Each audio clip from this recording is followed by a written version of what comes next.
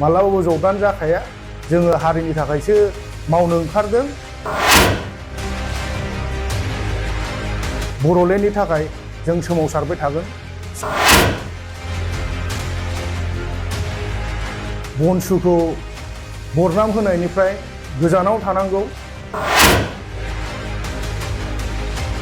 जोङो रावबो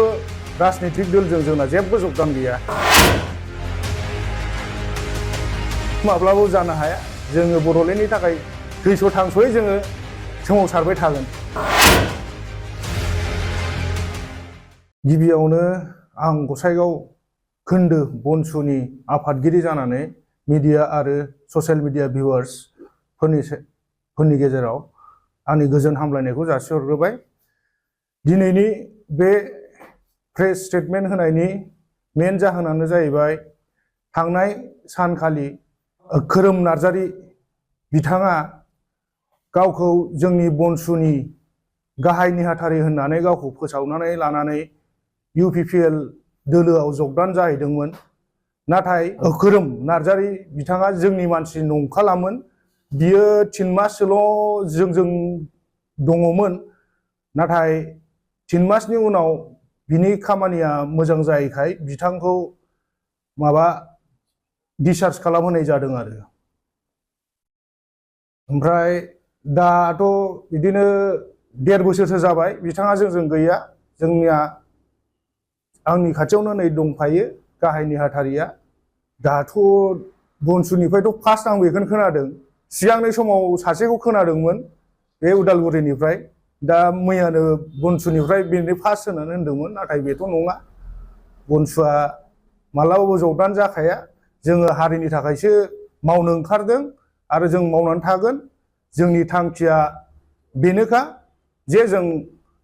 बर'लेण्डनि थाखाय जों सोमावसारबाय थागोन सिगांबो जोङो एबसुजों ओंखारफादोंमोन मास गेदारिं प्रग्रामाव धर्ना प्रग्रामाव जों ओंखारफादों जों आरो मावबाय थागोन आरोखि थैसोम थांसोमनो जेबो लोब्बा गैया जोंना गावनि इन्डिपेन्डेन्ट आफाद जोङो रावबो राजनीतिक दलजों जोंना जेबो जगदान गैया बे नंखाय बाथ्रा बे माब्लाबो जानो हाया जोङो बर'लेण्डनि थाखाय थैस' थांस'यै जोङो सोमावसारबाय थागोन जायखिजाया बनसुखौ बरनाम होनायनिफ्राय गोजानाव थानांगौ आरो जाय बिथांमोना बनसुखौ नंखाय बरनाम फोसावो बेखौ आयेनै गोख्रोङै आयेननि बेबस्था लानाय जागोन आरो जोङो राजनीतिक दलजों जेबो लोब्बा गैया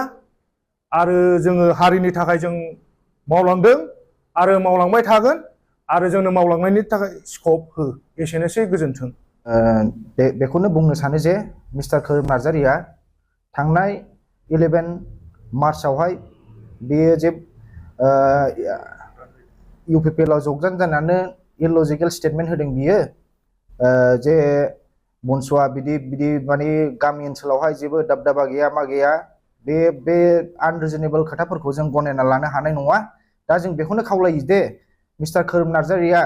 गाव जे गावनि बेक्तिगत मुलाम्फानि थाखाय बे जे UPPL आव थांदों जों बेखौ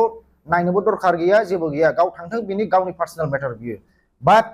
बे जे आनरिजनेबल स्टेटमेन्ट होदों जे बेबायदि जोंथ' जाथिनि मावनो थाखायसो ओंखारदों जाथिनि खामानि मावनो थाखायसो ओंखारदों जोङो जोंनि कमन इन्टारेस्टनि थाखायसो ओंखारदों इयुनाव जुदि खोरोम नार्जारिया इयुनाव जुदि मिस्टार खोरोम नार्जारिया जोंनि अर्गानाइजेसनखौ लानानै बनसुखौ लानानै जुदि बियो गावनि राजनीतिक मुलाम्फानि थाखाय जुदि बेबायदि स्टेटमेन्ट होनाय जायोबा जों खिन्थु बेखौ लिगेल एक्सन लानाय जागोन बेयावनोसै गोजोन्थों।